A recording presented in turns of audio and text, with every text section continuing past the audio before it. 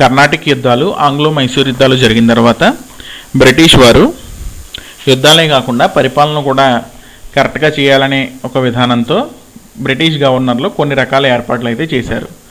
దానిలో మెయిన్గా Warren Hasting వచ్చి ప్రతి జిల్లాకి కలెక్టర్లను ఏర్పాటు చేయడం జరిగింది. సేమ్ టైం కోర్టులను కూడా ఏర్పాటు చేయడం జరిగింది. సుప్రీంకోర్టు, హైకోర్టు, డిస్ట్రిక్ట్ లెవెల్లో కోర్టులు కూడా ఏర్పాటు చేయడం జరిగింది. ఈ కోర్టులని భారతదేశంలో ఏర్పాటు చేసింది లార్డ్ వారన్ హేస్టింగ్స్. దీని తర్వాత లార్డ్ వెలసీ వచ్చి సైన్య సహకార పద్ధతిని ప్రవేశపెట్టాడు. దీనివల్ల టోటల్ భారతదేశం అంతా కూడా బ్రిటిష్ సామ్రాజ్యంలో ఒక భాగమైంది. ఈ సైన్య సహకార పద్ధతి ప్రకారం ఏ రాజ్యం, బ్రిటిష్ సపోర్టర్స్ ఉన్న ఏ రాజ్యం మీదైనా యుద్ధం చేస్తే బ్రిటిష్ సైన్యం ఆ చుట్టుపక్కల ఉన్న రాజుల యొక్క సైన్యం కూడా ఆ రాజ్యానికి సపోర్ట్ ఇస్తుంది. సేమ్ టైం బ్రిటిష్ వారు కూడా మన రాజుల యొక్క సైన్యాన్ని వాడుకుంటారు. అంతా కూడా బ్రిటిష్ వారి అధీనంలో ఉంటుంది ఈ సైన్యం అంతా కూడా. ఇదే సైన్య సహకార పద్ధతి.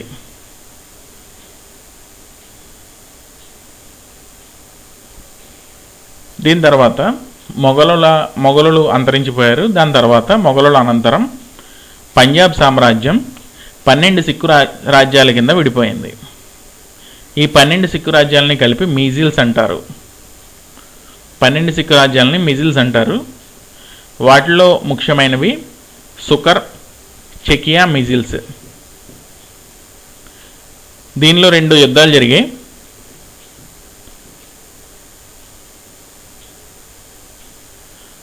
ఈ 2 యుద్ధాల్లో కూడా బ్రిటిష్ వారే విజయం సాధించారు. మొదటి యుద్ధంలో రాణి జిందాన్ను హార్డింజ్ అనే బ్రిటిష్ గవర్నర్ ఓడించడం జరిగింది. ఇది లాహోర్ సంధితో ముగిసింది. ఈ రెండో ఆంగ్లో సిక్కు యుద్ధం కూడా డల్హౌసీ విజయం సాధించాడు. సేమ్ రాణి జిందాన్ మధ్య, డల్హౌసీ మధ్య జరిగింది. మొదటిది హార్డింజ్కు రాణి జిందాన్కు మధ్య జరిగింది. రెండవది డల్హౌసీ రాణి జిందాన్ మధ్య జరిగింది. అంతిమంగా బ్రిటిష్ వారు చివరికి విజయం సాధించారు. ఆ రాజ్యాలను కూడా బ్రిటిష్ వారు తమ సామ్రాజ్యంలో కలుపుకోవడం జరిగింది. దీని తర్వాత లార్డ్ డల్హౌసీ రాజ్య సంక్రమణ సిద్ధాంతాన్ని ప్రవేశపెట్టాడు. ఇది 1848లో రాజ్య సంక్రమణ సిద్ధాంతాన్ని ప్రవేశపెట్టాడు. ఇదైతే ఏరు కూడా గుర్తుపెట్టుకోవాల్సిన అవసరం అయితే ఉంది. ఈ సిద్ధాంతం ప్రకారం ఒక రాజ్యానికి సంబంధించి సరైన నిజమైన వారసుడు లేకపోతే ఆ రాజ్యం బ్రిటిష్ వారికి చెందుతుంది. అంటే ఆ రాజ్యంలో రాజు ఎవరినైనా దత్తత తీసుకున్నా, ఎవరినైనా పెంచుకున్నా, లేకపోతే రాజు తన పిల్లలు లేకపోతే తన తమ్ముడు పిల్లలు కానీ ఎవరినైనా పెంచుకున్నా వాళ్ళకి రాజ్యం వెళ్ళదు. ఆ రాజ్యం బ్రిటిష్ సామ్రాజ్యంలో కలిసిపోతుంది. ఈ రాజ్య సంక్రమణ సిద్ధాంతం యూజ్ చేసుకుని బ్రిటిష్ వారు చాలా రాజ్యాలను తన సామ్రాజ్యంలో కలుపుకోవడం జరిగింది. ఇదే మెయిన్గా 1857 సిపాయిల తిరుగుబాటుకు కూడా ఒక కారణం కింద చెప్పబడింది. ఈ బ్రిటిష్ వారు ఆక్రమణ చేసుకున్న రాజ్యాలన్నీ కూడా 1857 సిపాయిల తిరుగుబాటులో బ్రిటిష్ వారికి ఆపోజిట్గా తిరుగుబాటు అయితే చేయడం జరిగింది. Next Lord Canning.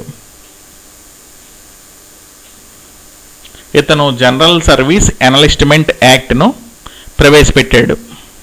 General service enlistment act. ఈ యాక్ట్ ప్రకారం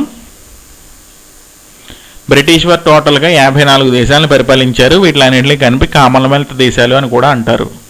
ఈ 54 దేశాల్లో భారతీయులు సైనికుల కింద పనిచేసే వాళ్ళు ఏ దేశంలోనైనా సరే వేరే ఇతర దేశంలో 2 సంవత్సరాల పాటు పనిచేయాల్సి ఉంటుంది. ఆ రకంగా పనిచేయకపోతే ఇక్కడ ఉద్యోగం పోతుంది. సేమ్ టైం జైలుకు కూడా వెళ్లాల్సి ఉంటుంది. ఇదే జనరల్ సర్వీస్ ఎనలిస్ట్మెంట్ యాక్ట్. మన వాళ్ళు ఇతర దేశాలకు వెళ్ళడానికి ఒప్పుకోలేదు. అది కూడా సిపాయిల తిరుగుబాటుకు ఒక కారణం. నెక్స్ట్ లార్డ్ కానింగ్ అనేటటువంటి గవర్నర్ కలకత్తాలో, మద్రాసులోను మరియు బొంబాయిలో యూనివర్సిటీలను ఏర్పాటు చేశాడు. అంతేకాకుండా ఇక్కడ మన చదువులో ఉన్నటువంటి లోపాలను కూడా వాళ్ళ యొక్క దేశంలో ఉన్నటువంటి చదువుని కంపేర్ చేసి ఆ రకంగా యూనివర్సిటీలను అయితే ఏర్పాటు చేయడం జరిగింది. దీనిలో మెయిన్గా గుర్తుపెట్టుకోవాల్సిన విషయం రాజ్య సంక్రమణ సిద్ధాంతం డల్హౌసీ ప్రవేశపెట్టాడు 1848లో. ఈ జనరల్ సర్వీస్ ఎన్లిస్ట్మెంట్ యాక్ట్ ఒకటి, ఈ డల్హౌసీ ప్రవేశపెట్టిన రాజ్య సంక్రమణ సిద్ధాంతం, ఇవన్నీ కూడా 1857 తిరుగుబాటుకి ఒక కారణం కింద చెప్పబడింది. 1857 సిపాయిల తిరుగుబాటు. ఇది మే 10, 1857న స్టార్ట్ అయింది. ఈ తిరుగుబాటు యొక్క ఫలితం ఈస్ట్ ఇండియా కంపెనీ పరిపాలనను బ్రిటిష్ గవర్నమెంట్ రద్దు చేసి బ్రిటిష్ గవర్నమెంటే పరిపాలించడం స్టార్ట్ చేసింది. ఇంగ్లీష్ ఈస్ట్ ఇండియా కంపెనీ యొక్క పరిపాలన పూర్తిగా రద్దయింది. ఈ సిపాయిల తిరుగుబాటు గల కారణం రాజ్య సంక్రమణ సిద్ధాంతం, భారతీయులకు చిన్న చిన్న ఉద్యోగాలు, బ్రిటిష్ వారికి పెద్ద ఉద్యోగాలు. నెక్స్ట్ సతీ సహగమనాన్ని బ్రిటిష్ వారు రద్దు చేశారు. నెక్స్ట్ హిందువుల నుంచి క్రిస్టియన్స్లోకి హిందువుల్ని మార్చడం అయితే జరిగింది కొంతమందిని. ఈ రెండు కూడా కారణాలుగా చెప్పి కొంతమంది ఈ సతీ సహగమనం రద్దు గురించి కూడా బ్రిటిష్ వారికి ఆపోజిట్గా తిరగబడ్డారు మన దేశంలో వాళ్ళు, కొంతమంది మత పెద్దల వాళ్ళు. ఇంక నెక్స్ట్ బ్రిటిష్ వారి దోపిడీ. మన దేశంలో ఉన్న సహజ వనరుల్ని ధనాన్ని, బంగారం, వజ్రాలు ఇవన్నీ కూడా బ్రిటిష్ వారు తమ రాజ్యానికి తీసుకుపోయారు. అది కూడా ఒక కారణం. నెక్స్ట్ భారతదేశంలో పెరిగిన నిరుద్యోగం. Next general service enlistment act.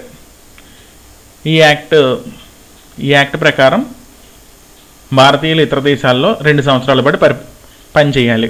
దీన్ని లార్డ్ కానింగ్ ప్రవేశపెట్టాడు. రాజ్య సంక్రమణ సిద్ధాంతాన్ని ప్రవేశపెట్టింది డల్హౌసీ. ఇంకా మెయిన్గా అప్పటికప్పుడు తక్షణ కారణం ఎన్ఫీల్డ్ తుపాకుల్లో తోటాలకు ఆవు, పంది కొవ్వుని ఉపయోగించడం. ఆ తోటాలు వాడకపోతే మన వాళ్ళకి 10 సంవత్సరాల పాటు జైలు శిక్ష, అది కాకుండా ఉద్యోగం పోతుంది. ఇది మెయిన్గా అప్పటికప్పుడు రావడానికి గల కారణం. ఎన్ఫీల్డ్ తుపాకుల్లో తోటాలకి ఆవు, పంది కొవ్వుని పూయడం. ఇంక తిరుగుబాటు ఎలా స్టార్ట్ అయిందంటే మార్చి 29, 1857న మంగల్ పాండే ఇతను కల్నల్ బాగ్ను చంపాడు. ఈ తుపాకులు ఉపయోగించనని చెప్పి గొడవ జరిగింది. ఆ గొడవలో భాగంగా కల్నల్ బాగ్ను షూట్ చేసి చంపాడు. ఇతను బారక్పూర్లో 34వ రెజిమెంట్కి చెందినటువంటి సోల్జర్ మంగల్ పాండే.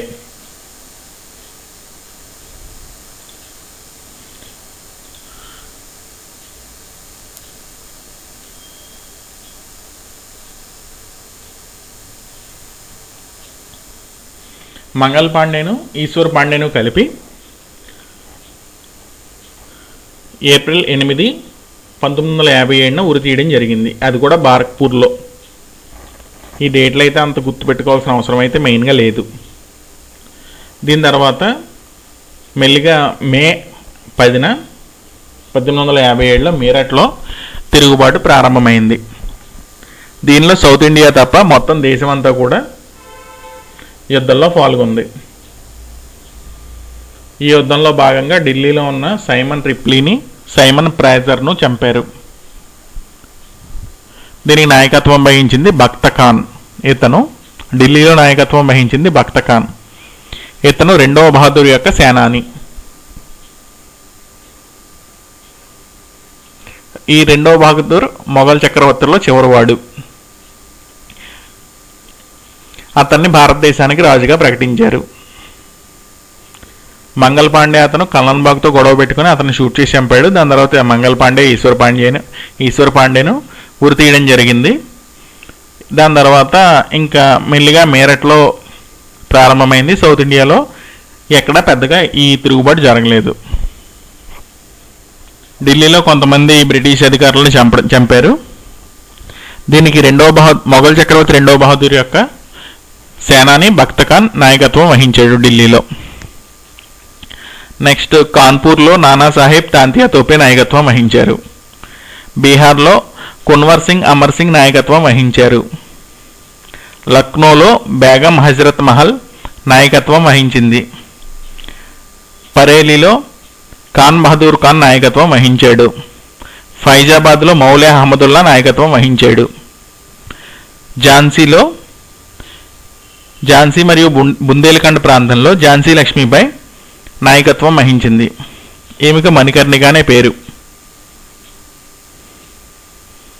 అస్సాంలో దివాన్ మణిరామ్ దత్త నాయకత్వం వహించాడు. హర్యానాలో రామ్ తులారాం నాయకత్వం వహించాడు.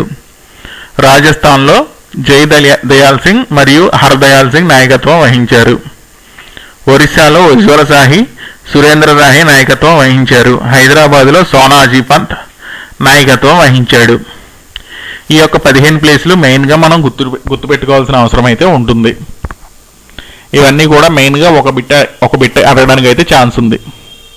సో మెయిన్గా ఇవి బట్టి పట్టవలసిన అవసరం అయితే ఈ పేర్లని ఉంది. ఎక్కడెక్కడ ఎవరెవరు నాయకత్వం వహించారు అనేది మెయిన్గా బట్టి పట్టవలసిన అవసరం అయితే ఉంది. ఇంకా ఈ ఝాన్సీ లక్ష్మీబాయిని మణికర్ణిక అంటారు. ఈమెను సర్ హ్యూరోస్ కాల్చి చంపాడు. ఈమెకు అతనే హ్యూరోసే విప్లవ జ్యోతి అనేటటువంటి బిరుదునిచ్చాడు.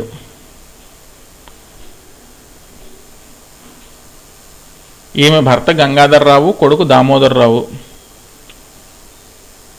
విప్లవ జ్యోతి జోన్ ఆఫ్ ఆర్క్. అసలు ఈ ఝాన్సీ లక్ష్మీబాయి ఈ ఝాన్సీ సామ్రాజ్యం పాల్గొనడానికి కూడా మెయిన్గా కారణం రాజ్య సంక్రమణ సిద్ధాంతమే. ఈ దామోదర్ రావు దత్తపుత్రుడు. అతనికి రాజ్యం ఇవ్వకపోవడం వల్ల ఈ రకంగా యుద్ధం చేయడం జరిగింది. బ్రిటిష్ వారు తీసుకోవడం జరిగింది. ఇంకా నెక్స్ట్ విఫలం కావడానికి కారణాలు. 1857 సిపాయిల తిరుగుబాటు విఫలం కావడానికి కారణం కొంతమందిని చంపడం, కొంతమందిని బంధించడంతో తిరుగుబాటు విఫలమైంది. మెయిన్గా కారణాలు మన దగ్గర ఆయుధాలు లేకపోవడం, మన రాజ్యాల మధ్య ఐకమత్యత లేకపోవడం, ఒక సరైన ప్లాన్ లేకపోవడం, హైదరాబాద్ నిజాం బ్రిటిష్ వారికి సహకారం ఇవ్వడం, ఇతనికి స్టార్ ఆఫ్ ఇండియా అని బిరుదును కూడా బ్రిటిష్ వారు ఇవ్వడం జరిగింది హైదరాబాద్ నిజాంకి. మధ్యతరగతి ప్రజలు తిరుగుబాటు చేయలేదు. ధనవంతులు అవసరం ఉన్న చోట మాత్రమే తిరుగుబాటు చేశారు. అవసరం లేని వాళ్ళు బ్రిటిష్ వారికి సహకరించారు. పేదవారు అక్కడ ధనవంతులకు సహకారం అందించారు.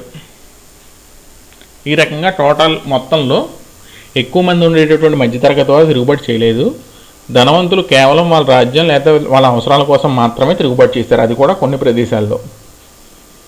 నెక్స్ట్ సిక్కు మతం వాళ్ళు బ్రిటిష్ వారికి సహకారం అందించారు. దానికి కూడా కారణం 5వ సిక్కు గురువుని జహంగీర్ చంపడం, 9వ సిక్కు గురువుని ఔరంగజేబు చంపడం.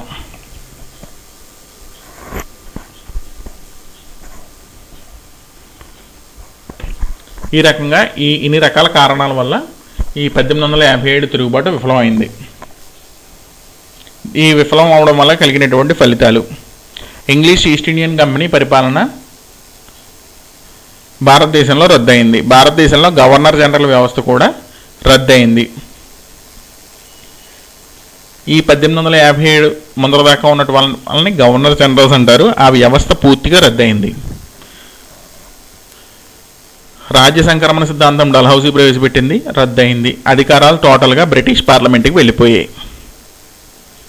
కొత్తగా ఈ గవర్నర్ జనరల్ వ్యవస్థలో ఈ గవర్నర్ జనరల్ స్థానంలో వైస్రాయ్ వ్యవస్థ వచ్చింది. దీనికి 1857 తిరుగుబాటుకు ముందర గవర్నర్ జనరల్ అనేవారు. తర్వాత నుంచి వైస్రాయ్ అనడం మొదలెట్టారు. అంతేగాని పెద్దగా మార్పు అయితే లేదు. హైదరాబాద్ నిజాంకు స్టార్ ఆఫ్ ఇండియా అనేటటువంటి బిరుదును బ్రిటిష్ వారు ఇవ్వడం జరిగింది. ఈ రకంగా 1857 తిరుగుబాటు ముగిసింది. ఈ 1857 తిరుగుబాటుపై కొంతమంది మేధావుల అభిప్రాయాలు: దీనిని భారత ప్రథమ స్వాతంత్ర సంగ్రామం అన్నది వీడి సావర్కర్. భారత ప్రథమ స్వాతంత్ర సంగ్రామము వీడి సావర్కర్ అన్నారు. సిపాయిల తిరుగుబాటు అని సర్ సయ్యద్ అహ్మద్ ఖాన్ అన్నారు. హిందూ ముస్లింల తిరుగుబాటు అని కాయే, మాలిసన్, టేలర్, జాట్రమ్ అనేటటువంటి బ్రిటిష్ వారు అన్నారు. నల్లజాతికి తెల్లజాతికి వ్యతిరేకంగా జరిగిన యుద్ధం అని హోమ్స్ అన్నారు. ఇతను నల్లజాతి వారిని అనాగరికులని, తెల్లజాతి వారిని నాగరికులని అనడం జరిగింది. సాంప్రదాయ శక్తులకి క్రిస్టియానిటీకి మధ్య జరిగిందని రీస్ అన్నారు. జాతీయ తిరుగుబాటు అని డిజ్రాయిలీ మరియు నెహ్రూ అన్నారు. ముస్లిం తిరుగుబాటుని రాబర్ట్స్ మరియు క్లూపౌండ్ అన్నారు.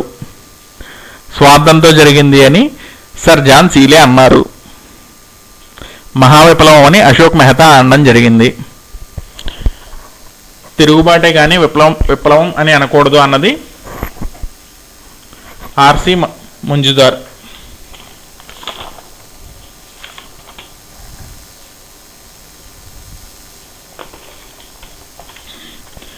ఈ తిరుగుబాటుకి చిహ్నం తపాతీలు మరియు కలువ పువ్వు. ఈ తపాతీల్లో యొక్క నినాదాలు మారో ఫిరంగికో. ఈ తిరుగుబాటుకు సంబంధించి మెయిన్గా అసలు ఎక్కడెక్కడ ఎవరెవరు నాయకత్వం వహించారు అనేది మెయిన్గా గుర్తుపెట్టుకోవాల్సిన అవసరం ఉంటుంది. నెక్స్ట్ అసలు ఈ కారణాలు అసలు దేని గురించి జరిగింది, ఏం జరిగింది అనేది కూడా గుర్తుపెట్టుకోవాల్సిన అవసరం ఉంది. దాని తర్వాత ఫలితాలు, నెక్స్ట్ ఈ సిపాయిల తిరుగుబాటుపై కొంతమంది వ్యక్తుల అభిప్రాయాలు కూడా మనం గుర్తుపెట్టుకోవాల్సిన అవసరం అయితే ఉంటుంది. ఈ టోటల్ 1857 తిరుగుబాటులోంచి 2 నుంచి 3 బిట్లు అయితే రావడానికి ఛాన్స్ ఉంది.